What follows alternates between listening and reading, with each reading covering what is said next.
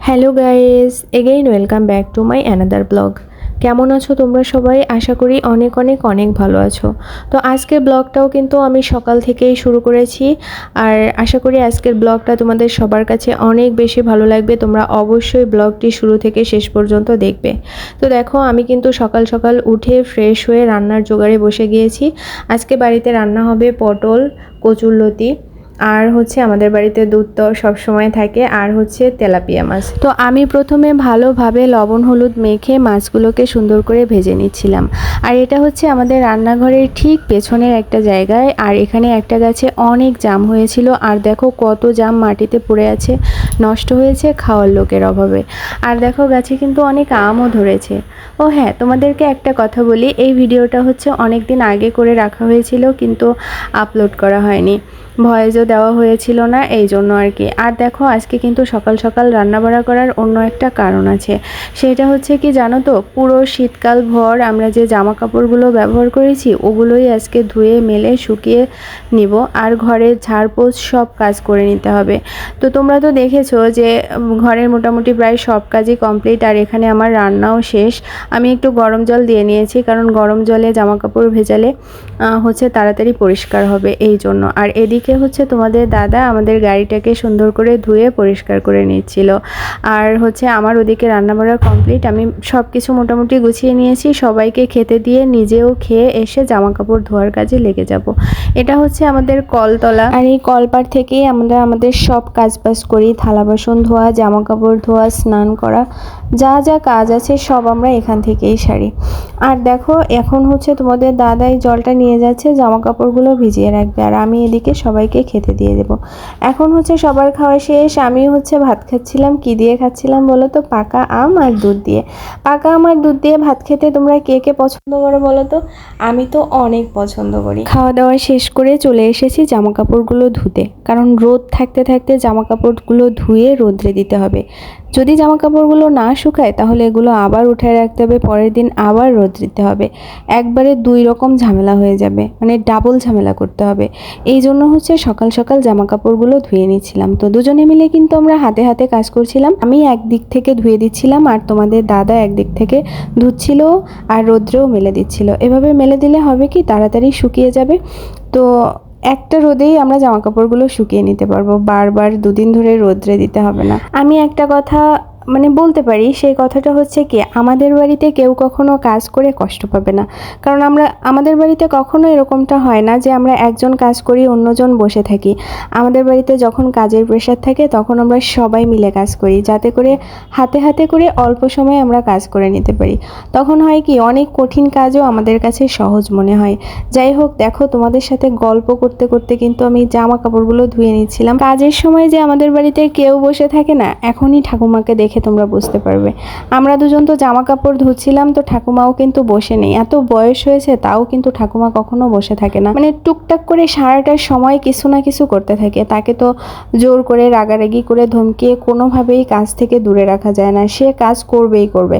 তো দেখো, থালা বাসন নিয়ে চলে এসছে, আর আমাদের সবগুলো জামা কাপড় কিন্তু অলরেডি ধোয়া শেষ। এখন হচ্ছে আমরা দুজনে মিলে রোদ্রে মেলে দিচ্ছিলাম। আর এই জায়গাটা হচ্ছে, এই যে যে জায়গাটা তোমরা দেখতে পাচ্ছ, এটা হচ্ছে আমাদের পুরনো ঘরের জায়গা। যদিও আমি এই ঘরটা এসে দেখতে পাইনি, আমাদের বিয়ের আগেই এই ঘরটা ভেঙে ফেলা হয়েছিল নতুন ঘর দেওয়ার জন্য, কিন্তু কোনো একটা কারণবশত এখনো ঘরের কাজ শুরু করা হয়নি। এরপরে দেখো, স্নান শেষ, আর আমি যাচ্ছি তোমাদের দাদা কোথায় কি করছে সেটা দেখার জন্য। এসে দেখি যে এই পাশে আমাদের যে গেটটা তৈরি করা বাঁশের, ওটা খুলে গিয়েছিল, ওইটাই আবার নতুন করে ঠিক করছে। তো আমরা গ্রামে থাকি, শহরে থাকি, যেখানেই থাকি, আমরা কিন্তু সব কাজ করতে পারদর্শী। কোনো একটা কাজ পারি না এরকমটা কিন্তু না। এরপরে দেখো, জামা কাপড়গুলো শুকিয়ে গিয়েছে। এটা হচ্ছে অনেকটা পরে, বিকালবেলা আমি হচ্ছে ভাঁজ করে করে জামা কাপড়গুলো তুলে নিচ্ছিলাম। এগুলো হচ্ছে বেডশিট, এগুলো তুলে নিচ্ছিলাম, কারণ হচ্ছে এই সবগুলো লাগবে না, যেহেতু ধান কাটার জন্য কাকারা এসেছিলো, এই জন্য আমাদের যেগুলো প্রয়োজন তার থেকে বেশি জিনিস বের করা হয়েছিল। তো কাকারা যেহেতু চলে গিয়েছে, এখন হচ্ছে আমাদের প্রয়োজনীয় জিনিসগুলো বাইরে রেখে বাকি জিনিসগুলো তুলে রাখা হবে। আবার যখন আমাদের বাড়িতে অনেক লোকজন হবে তখন আবার বের করা হবে। আর এগুলো হচ্ছে ওই যে কি বলে, সাইবানা বলি আমরা। আর ওদিক থেকে তোমাদের দাদা হাই দিচ্ছিল। তারপরে হচ্ছে আমি জামা কাপড়গুলো তুলে নিচ্ছিলাম, আর ওই দিকে হচ্ছে তোমাদের দাদা আর কাকা দুজনে মিলে গরুর জন্য মুখটা তৈরি করছিল, মানে গরুর মুখটাকে সুন্দর করে আটকে রাখার জন্য ওইটা তৈরি করছিল। তো তৈরি করতে করতে বলতেছিল যে তারা নাকি তৈরি করতে ভুলে গিয়েছে, এই জন্য হচ্ছে ফোন থেকে মাঝে মাঝে দেখে নিচ্ছিল, তারপরে আবার নিজে নিজে একটুখানি দেখে নিজেই তৈরি করা শুরু করছিল। তো দেখো, আর এই ছোটোটাকে দেখো, এ তো সবসময় আমরা বাড়িতে গেলে আমাদের পিছন ছাড়ে না, আমাদের সাথেই থাকতে বেশি পছন্দ করে। এরপরে দেখো আমি জামা কাপড় ভাঁজ করতেছিলাম আর ও চলে এসেছিল।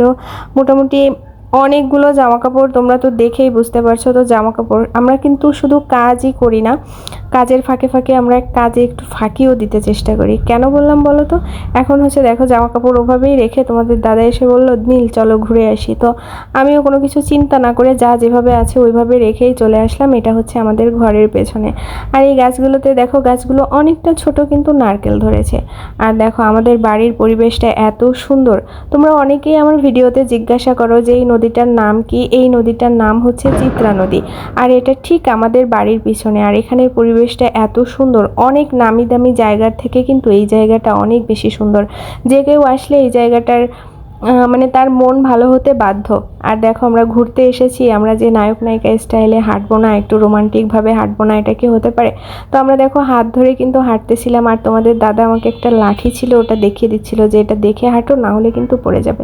তো হাঁটাহাঁটি অনেক হলো। এরপর তোমাদেরকে সূর্য মামার অস্ত যাওয়াটা দেখাবো। দেখো আস্তে আস্তে কিন্তু সূর্য মামা ওখান থেকেই মানে লুকিয়ে যাবে। আর দেখো এখানের পরিবেশটা কতটা সুন্দর না, একদম নিরিবিলি। যাই হোক, এখন হচ্ছে অনেকটা পরে রাত হয়ে গিয়েছে। আমি তো জামা কাপড়গুলো মানে সব কিছু তুলে নিয়েছিলাম, আর এখন হচ্ছে বিছানায় পেতে দেব। কারণ হচ্ছে সবগুলো তো আর তুলে রাখবো না, যেগুলো হচ্ছে আমরা ঘরে ব্যবহার করি ওগুলো তো পেতে নিতে হবে। তো প্রথমেই হচ্ছে আমি বাবুর বেডটা ঠিক করে দিচ্ছিলাম, তারপরে হচ্ছে একে একে সবগুলো বেড ঠিক করে নিব। আর হচ্ছে এই পাশে যে ঘরটা দেখতে পাচ্ছ, এই ঘরের সাইডে হচ্ছে একটা জানালা আছে, আর এখান থেকে প্রচুর বাতাস আসে। কিন্তু দুর্ভাগ্যের বিষয়ে রাত্রেবেলা আমরা জানালা খুলে ঘুমাই না, কারণ কখন কি হয় সেটা তো বলা যায় না। এই জন্য হচ্ছে আমরা চেষ্টা করি জানালাটা বন্ধ রেখে ঘুমাতে। তো এখানে হচ্ছে ঘুমায় বাবু আর ভাই। ভাই মানে হচ্ছে সুজয়। আর হচ্ছে এখন হচ্ছে রাত্রেবেলা দেখো তোমাদের দাদা রুটি ভাজছিল। আমরা যেহেতু বাড়িতে থাকি না, ছোটো মা একা থাকে, অনেক কাজ করা লাগে একার হাতে, এই জন্য হচ্ছে এই মেশিনটা মেইনলি কেনা। আর বাবু যেহেতু সকাল বিকাল দুই বেলায় রুটি খায়। তো আজকের ভিডিওটা কিন্তু এই পর্যন্ত। ভালো লাগলে অবশ্যই লাইক কমেন্টস ফলো করে পাশে থাকবে। দেখা হবে নতুন কোনো ভিডিওতে।